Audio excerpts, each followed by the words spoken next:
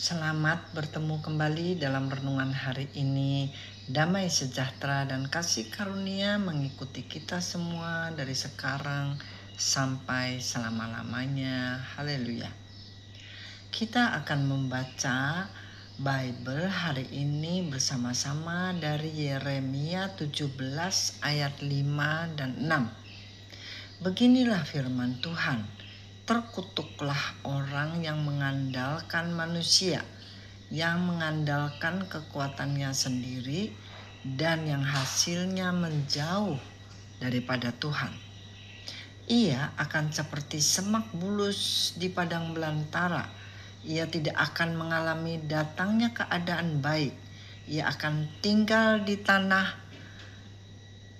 angus di padang gurun, di negeri padang asin yang tidak berpenduduk. Saudara, banyak sekali orang-orang yang mengandalkan kekuatannya sendiri, yaitu mengandalkan pada semua sistem dan kemampuannya seperti pendidikan, pengobatan atau medication, sosial, ekonomi, politik, dan sebagainya. Misal dalam medication, manusia dalam kesempitannya yang terjadi seperti sakit penyakit lebih percaya kepada dokter dan apotek yang supply treatment mereka. Bukannya memakai atau mencari medication itu salah, tetapi prioritasnya yang salah, yang menempatkan dokter dan obat-obatan yang teratas itulah yang salah. Tuhan seharusnya menjadi dokter segala dokter bagi kita. Beri waktu kita untuk bertanya kepada Dia terlebih dahulu. Memberi kesempatan untuknya untuk mengambil keputusan untuk kita. Setelah itu, baru kita mengambil langkah selanjutnya seperti membawa ke dokter atau rumah sakit. Alkitab mencatat bahwa orang yang tidak mengandalkan Tuhan itu seperti semak bulus di padang gurun. Mereka seperti tinggal di semak di padang gurun. Tidak ada kemungkinan hidup.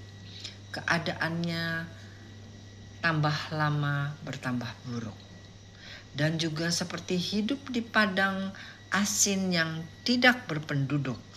Tidak ada harapan pertolongan apapun dan dari siapapun. Tetapi lain dengan orang yang mengandalkan Tuhan seperti di ayat Yeremia 17 ayat 7 dan 8. Diberkatilah orang yang mengandalkan Tuhan, yang menaruh harapannya pada Tuhan.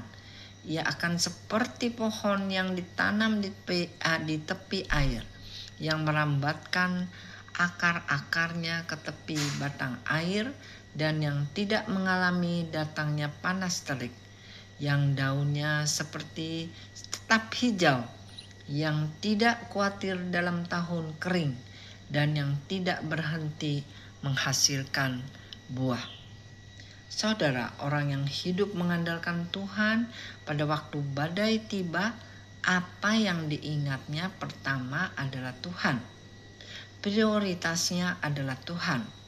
Dia akan berdoa, meminta pertolongan dan kekuatan dari Tuhan, dan minta Tuhan memberkati tangannya yang akan mengambil keputusan.